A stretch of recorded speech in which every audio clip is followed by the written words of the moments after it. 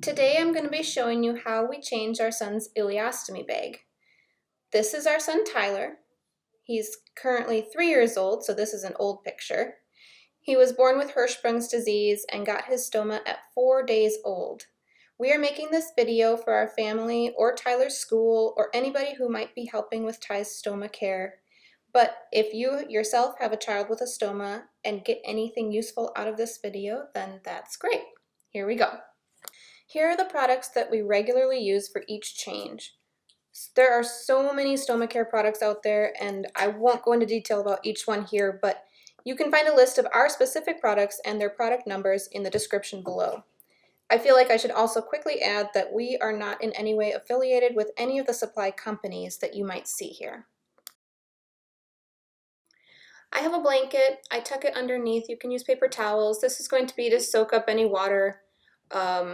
As he gets older, he might take a shower and he can wash the skin in the shower and rinse that way. But since he's kind of little, we just have him here and we rinse his skin just laying down outside of the shower. I'm clearing the stool away from the stoma. And I'm going to hold these tabs. This is a 2-piece system, so it will just snap off. And we'll throw that in the garbage. I like to just get rid of all this extra stool here so that once I take the whole thing off, it doesn't fall out onto the carpet. Personal preference. Take a remover wipe.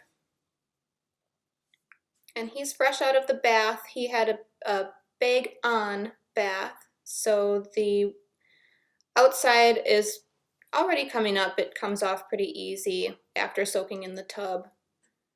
Pull it off. And we're going to use that remover wipe to clean off all of the old sticky residue all over his skin. Paying special attention right up close to the stoma. Getting all of that old stuff off, so we are working with a clean slate. I choose to clean the skin with a soap, though water is usually sufficient in stoma care. The key is to choose a cleanser that will not leave a slippery residue on the skin. A couple options seen here are regular dial soap, we have a bar, or Head & Shoulders shampoo, which contains zinc and can aid in healing irritated or yeasty peristomal skin. Use warm water, wet your 4x4s down. I usually have 4 or 5 in my hand here. And then take one 4x4 and put the soap of your choice on a little piece of it. And now we're just going to clean the skin. I like to rinse a little bit first. And then using that part with a little bit of soap, we will lather it up. And there's not a lot of soap on here, so it really won't get bubbly. And if it does, it's okay. I just, personal preference, like to make sure that this skin is as clean and healthy as can be, since we only change this and let his skin breathe every 3 or 4 days. This is where this towel comes into play now for rinsing. I want to make sure to get all of that soap off so that there's nothing slippery.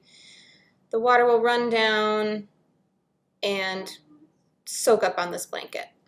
Makes for less of a mess, and as he gets older, he might take a bagless shower and he can rinse more easily in the shower, just letting the water be on his skin. I get a little excessive rinsing because I am paranoid that anything is going to compromise that seal and the adhesion.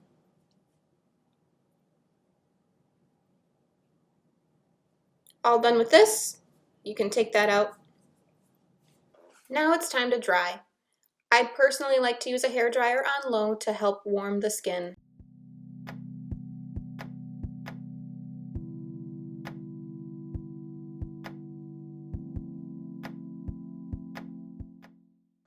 We use Calamine Lotion on the outside where the tape is, just to relieve some itching that he has personally.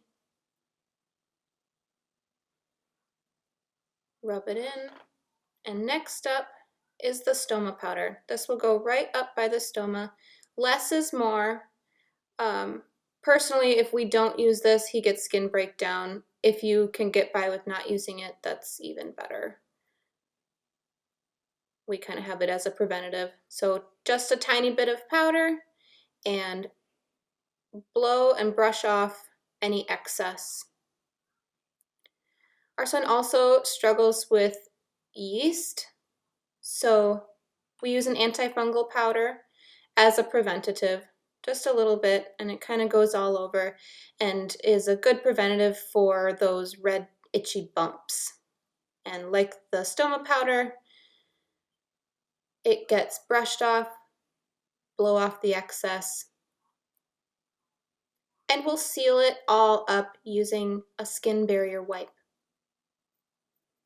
No need to unfold, just dab this right on the powder, mostly right around the stoma's base, to seal in that powder.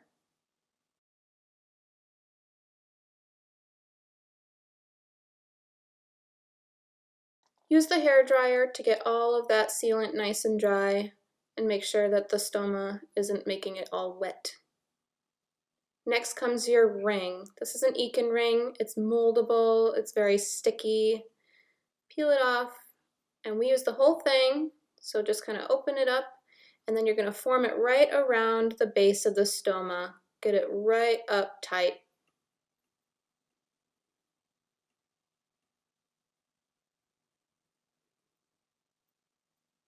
Don't be afraid to touch and move the stoma as needed.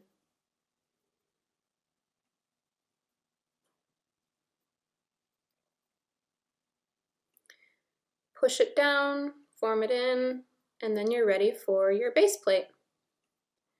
Here's our wafer. Peel off the sticker, don't forget that. And this is a moldable wafer, so there's no cutting involved. You just stretch the inside to the shape and size that you need. Now I just like to get it big enough that I can get it over the stoma, line it up, and then you can kind of push in the edges and form it right up close to create a nice watertight seal.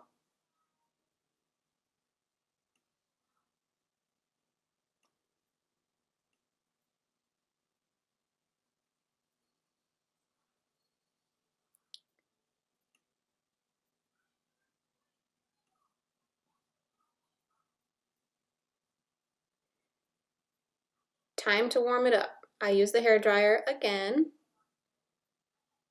and as I'm warming to create that heat seal, I use my finger to just make sure that those parts are staying down and molding right around, tight up to the stoma.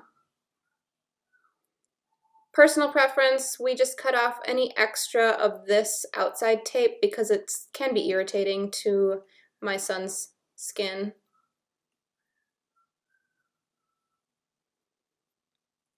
Then we're ready to peel off the backing and stick that down.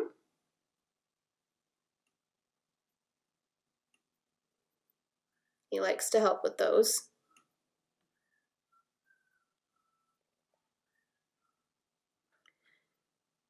Make sure that's all stuck on, and it'll be time to put on the pouch. This is a click together system. So you'll line up this plastic ring with the wafer.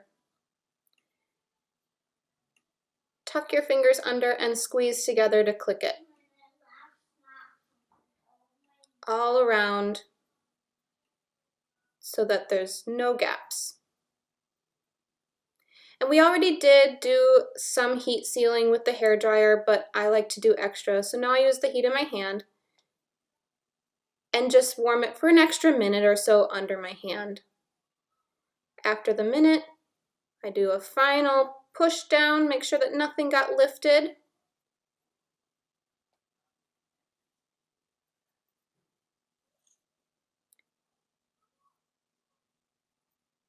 And that is a beautiful new seal.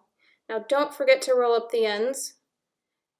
I like to crease it beforehand to make that first empty nice and easy. And these are not just a sticky Velcro, you have to pinch them together. So make sure to squeeze those together so it stays rolled, and you're done. We use a stealth belt. Belts are optional, but just in his case, he's a very active little boy, so we keep a belt on him to keep the bag up off his leg and out of his way. Stealth belt is just one brand of these. There's lots of different belts to try, but this one just goes right around underneath the base plate.